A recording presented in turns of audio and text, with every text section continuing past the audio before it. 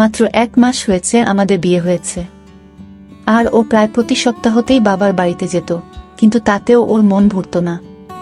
কিন্তু আমি বা কি করব, আমি যে রিমাকে অনেক বেশি ভালোবেসে ফেলেছিলাম, তার জন্য ওর কোনো কথাকে এড়িয়ে যাওয়া আমার জন্য মুশকিল হয়ে যেত। তার জন্য বাধ্য হয়েই আমি ওকে একটু অপেক্ষা করতে বললাম, আর তারপরে হাত মুখ ধুয়ে ফ্রেশ হয়ে আমি ওকে ওর বাবার বাড়িতে দিয়ে এলাম। ও বলল রাতে এসে ওকে নিয়ে যেতে। আমি অনেক ক্লান্ত ছিলাম, তাই তাড়াতাড়ি বাড়িতে চলে এলাম।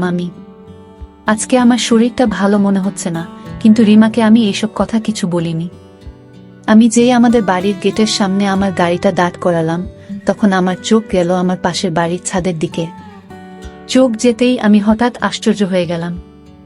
ছাদে একটা পোশাক ছিল, আর এই একই পোশাক আমি এইমাত্র রিমাকে পরে থাকতে দেখেছি। একদম একই রং, একই প্রিন্ট। আমি অনেকক্ষণ সময় নিয়ে পোশাকটা দেখছিলাম। কি অদ্ভুত মিল দুইটা ড্রেসের মধ্যে। আমি মনে মনে ভাবলাম হয়তো রিমা আর পাশের বাড়ির বৌদি একসাথে শপিং করে একই রকম পোশাক কিনেছে।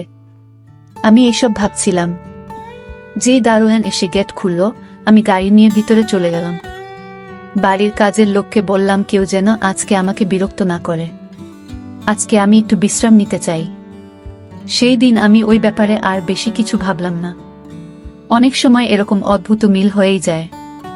আমি রাতে রিমাকে বাড়ি ফিরিয়ে নিয়ে এলাম, কিন্তু ওকে আমি এই কথাটা বলতে ভুলে গেলাম যে ওর মতো একই পোশাক পাশের বাড়ির বৌদির কাছেও আছে।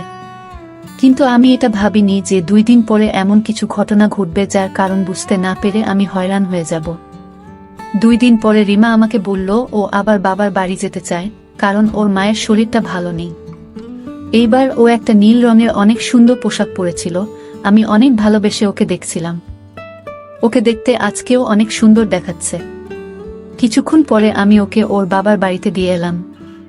কিন্তু যখনই আমি বাড়িতে ফিরে এলাম, আমি আবার অবাক হয়ে গেলাম, কেননা আমার পাশের বাড়ির ছাদে আজকেও ওই একই পোশাক ছিল যেটা রিমা আজকে বাবার বাড়িতে যাওয়ার সময় পরেছিল। এটা কি করে সম্ভব? আমার অনেক অবাক মনে হচ্ছে। কিন্তু এইবারও আমি ভাবলাম এমন মিল হতেই পারে। আমি আমার কাজে মন দিলাম।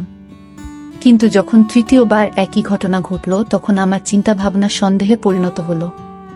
এইরকম হচ্ছে না তো যে রিমা নিজের বাবার বাড়ি যাওয়ার নাম করে আমাদের পাশের বাড়িতে যাচ্ছে? কিন্তু এটা কি করে সম্ভব? আমি ওকে নিজে ওর বাবার বাড়িতে দিয়ে এসেছি, আর ওর বাবার বাড়িটা অনেকটা দূরে। এত তাড়াতাড়ি ওর পক্ষে আসা কি করে সম্ভব? কিন্তু সেই দিন আমি আর থাকতে পারলাম না।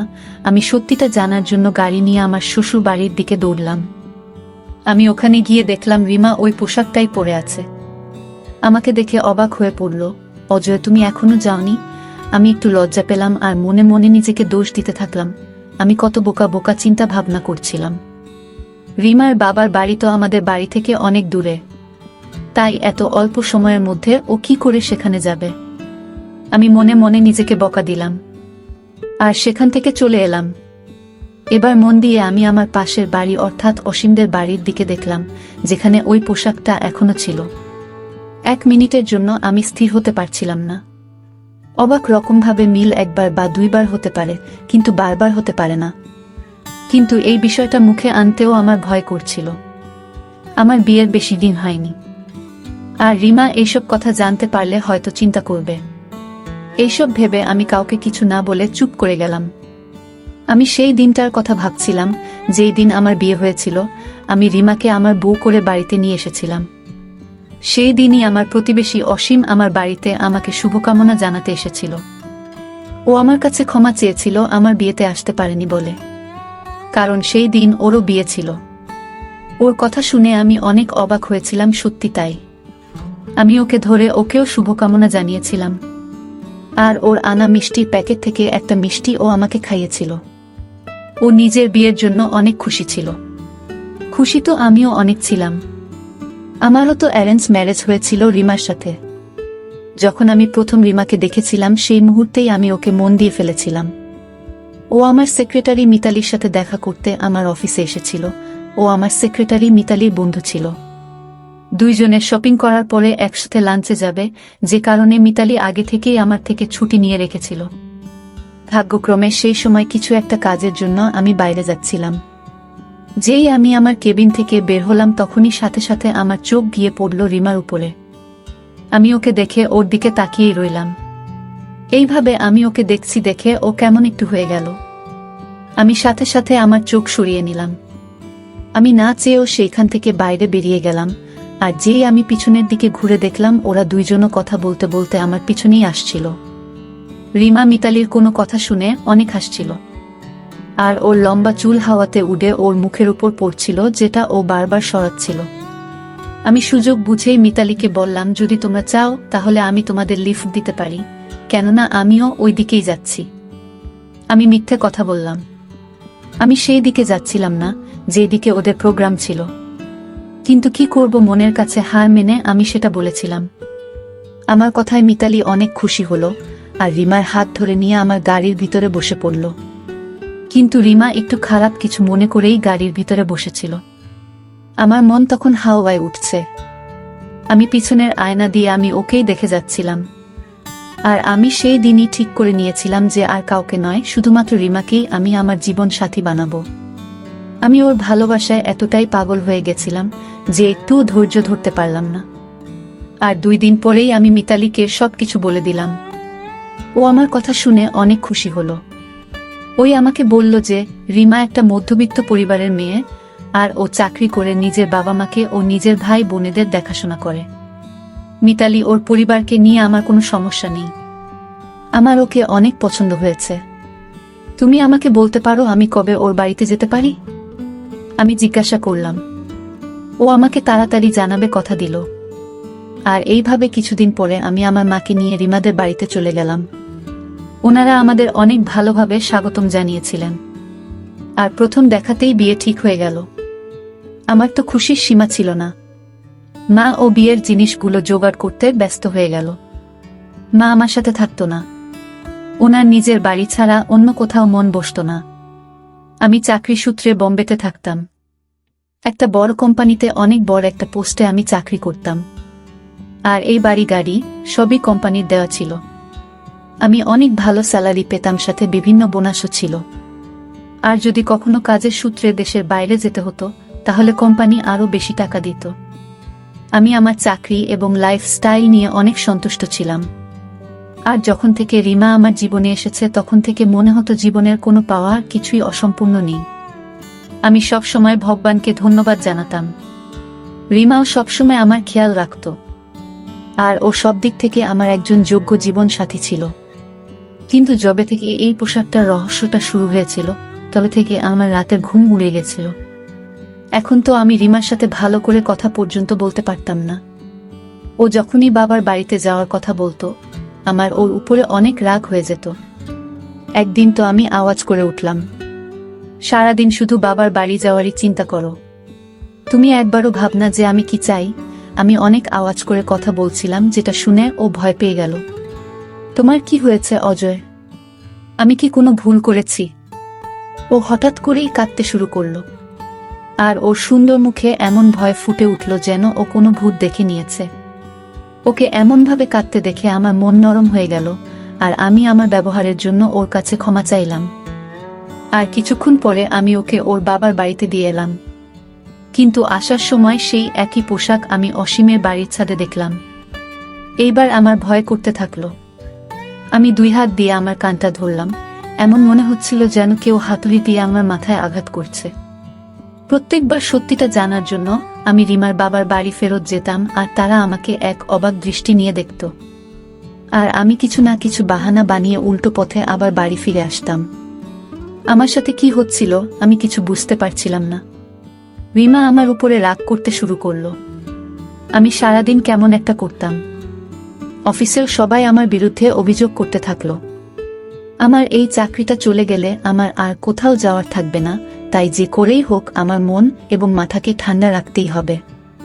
কিন্তু যার মনে এবং মাথায় সব সময় চিন্তা ঘোরে সে কি করে ঠিক থাকতে পারে?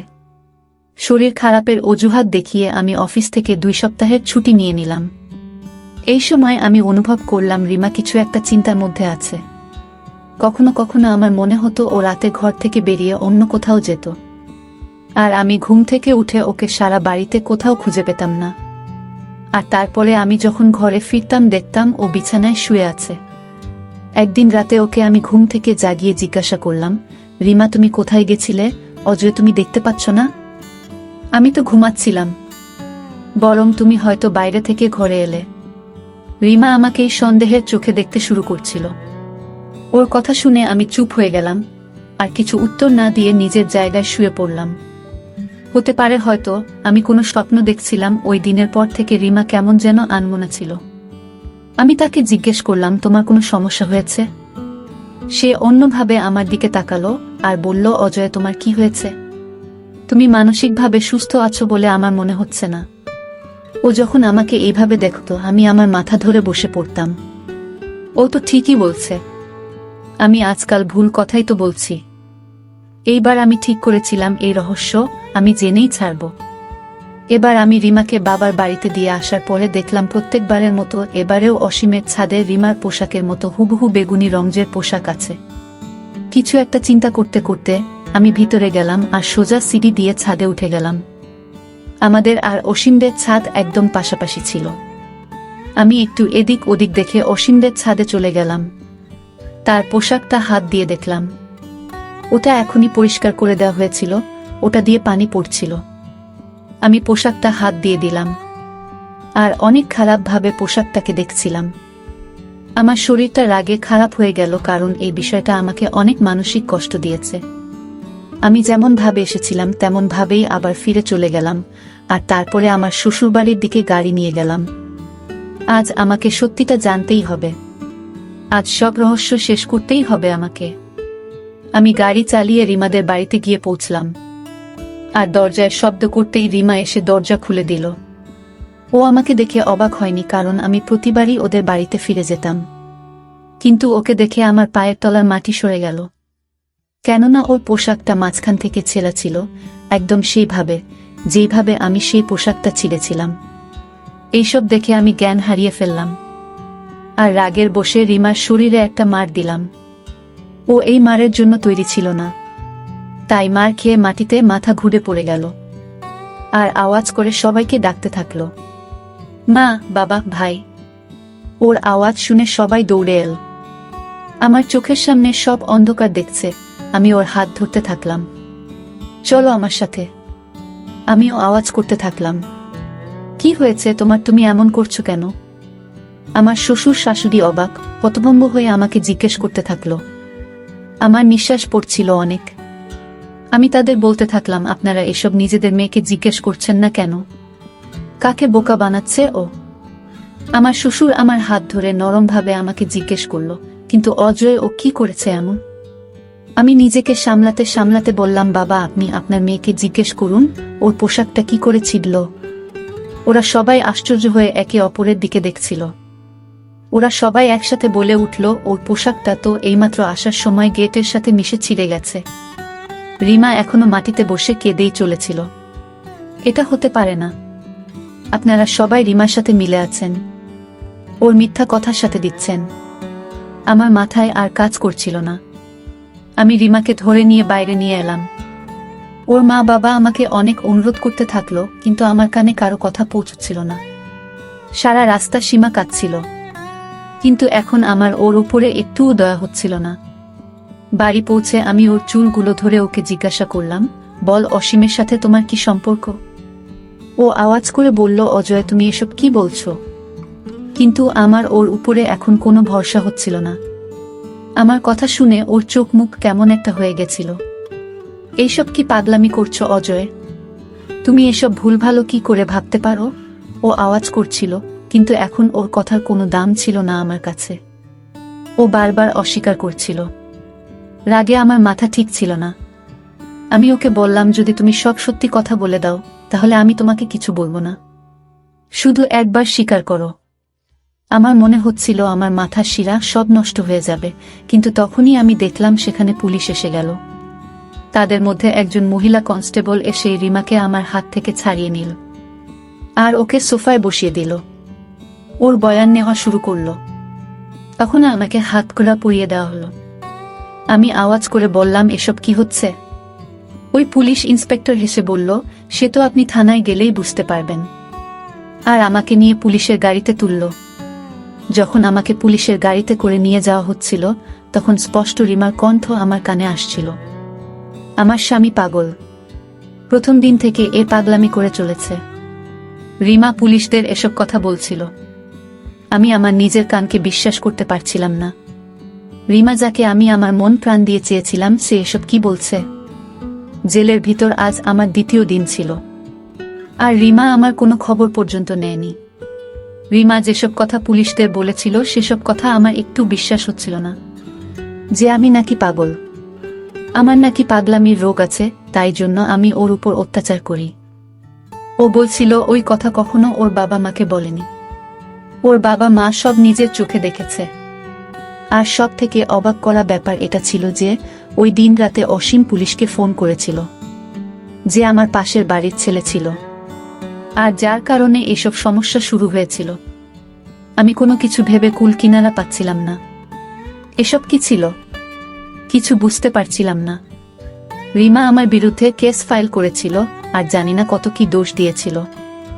আমার বাবা মা অনেক চেষ্টা করছিল, কিন্তু আমার জামিন হচ্ছিল না। মামলা অনুসারে আমার মেডিকেল চেকআপ হওয়ার কথা, আর রিপোর্ট আসার পরেই আমার জামিন হতে পারে। আর 2 দিন পরে যখন মনোরোগ বিশেষজ্ঞ আমাকে প্রশ্ন করলেন, তখন আমি তাকে সব ঘটনা খুলে বললাম, যেটা শুনে তিনিও আমার দিকে এমনভাবে দেখছিলেন যেন সত্যিই আমি কোনো পাগল। আর ওনার এইভাবে তাকানোতে আমি হঠাৎ রেগে উঠলাম, আর রেগে গিয়ে ওনাকে জিজ্ঞেস করলাম, আপনার কি মনে হয় আমি সত্যি সত্যি পাগল? উনি আমাকে বোঝাতে থাকলেন, দেখুন মিস্টার অজয়, আপনি যে ঘটনাটা বলছেন সেটা অবাস্তবা পোশাকে অদ্ভুত মিল 1 বার কিংবা 2 বার হতে পারে, বারবার নয়। উনি খুব শান্তভাবে আমাকে বোঝাচ্ছিলেন, কিন্তু রাগে আমার শরীর গরম হয়ে যাচ্ছিল। ডাক্তারবাবু, আমি সেটাই তো বলছি, এটা হঠাৎ করে কোনো অদ্ভুত রকমের মিল ছিল না। আমি নিজেকে ঠিক রাখতে পারছিলাম না। ডাক্তার আমাকে শান্ত করার জন্য আমার হ্যাঁ তে হ্যাঁ মেলালেন, কিন্তু তিনি তার রিপোর্টে আমাকে মানসিক রোগী বলে লিখে দিলেন, যার ফলস্বরূপ জাজ আমাকে 2 মাসের জন্য মেন্টাল হসপিটালে পাঠিয়ে দিলেন। আমি চিৎকার করে বলতে থাকলাম, আমি পাগল নই। কিন্তু তাতে কারোর কিছু যায় আসে না। সবাই আমাকে দয়ার চোখে দেখতে থাকে। হাসপাতালে চারিদিকে আমাকে শুনতে হতো, ছেলেটা কত সুন্দর দেখতে, একটা ছেলে কিভাবে পাগল হয়ে গেল কে জানে। একটা নার্স আর একটা নার্সকে বলছিল, যখন আমি সত্যিই পাগলের মতো বোকা হয়ে বসেছিলাম। এই 2 মাসে আমার সাথে যা যা ঘটেছিল তা আমার বোঝার বাইরে ছিল। হয়তো আমি সত্যিই পাগল হয়ে গেছিলাম। পাগলা গার্ডে আমার থাকা 1 সপ্তাহ হয়ে গেছিল। তখন আমার সাথে কেউ দেখা করতে এলো। দেখা করার ঘরে গিয়ে তখন আমি দাঁড়ালাম, তখন আমি দেখলাম অসীম আর রিমা এসেছে আমার সাথে দেখা করতে। ওদেরকে একসাথে দেখে আমার কেমন একটা মনে হলো। তোমরা 2 জন একসাথে? আমি শুধু এটুকুই বললাম। হ্যাঁ অজয়, আমরা 2 জন একসাথে এই জন্য এসেছি যাতে আমরা তোমাকে তোমার অন্যায়টা বলতে পারি। অসীম একটু হাসল। হঠাৎ করে আমাকে জিজ্ঞেস করলো, মিতাকে তোমার মনে আছে? আমি আশ্চর্য হয়ে বললাম, কে মিতা? হ্যাঁ, তাই তো, তোমার আর কি করে মনে থাকবে?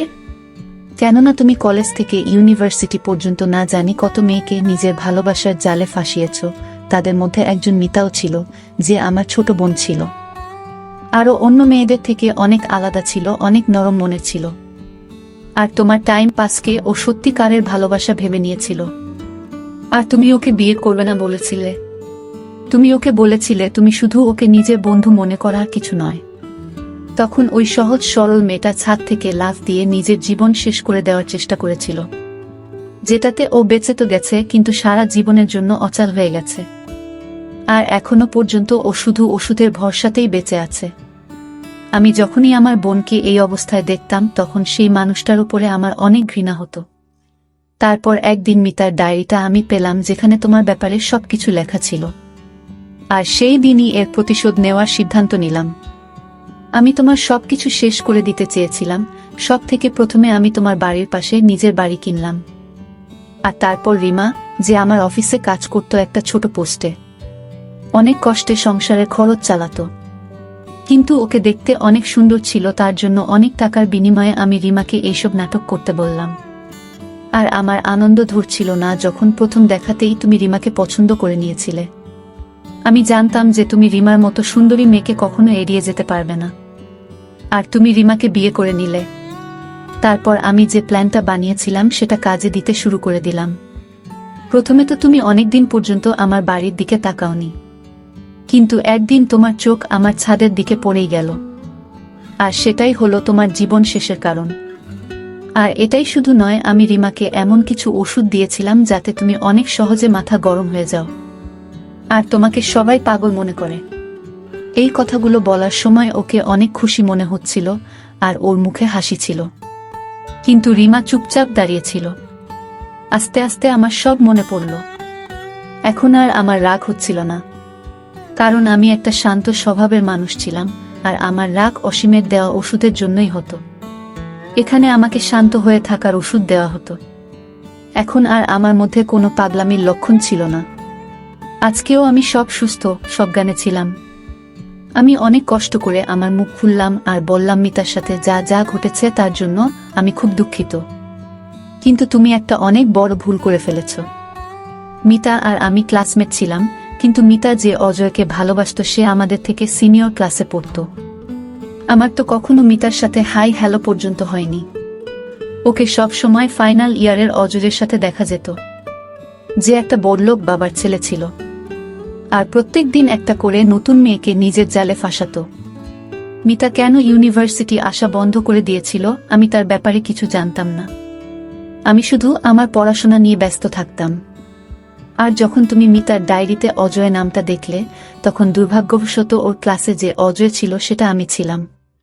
তুমি শুধু ওর ক্লাসের কথা ভেবে আমাকে সন্দেহ করলে যে আমি সেই ছেলে অজয়ের, আর এসে গেলে আমার জীবনটা শেষ করতে। কমপক্ষে একবার কাউকে জিজ্ঞেস তো করে নিতে পারতে যে মিতার সাথে কোনো ছেলেটা থাকতো। এত ঝড় সামলে আমার শরীরের অবস্থা ভালো ছিল না। আমি সেই অন্যায়ের শাস্তি পেয়েছিলাম যেটা আমি করিনি। আমার কাহিনী শুনে অসীম ও রিমা অবাক হয়ে গেছিল, ওদের মুখগুলো দেখার মতো ছিল না। কিন্তু আমি সন্তুষ্ট ছিলাম যে আমি কোনো অন্যায় করিনি। সেদিন ওরা দুইজন চলে গেল।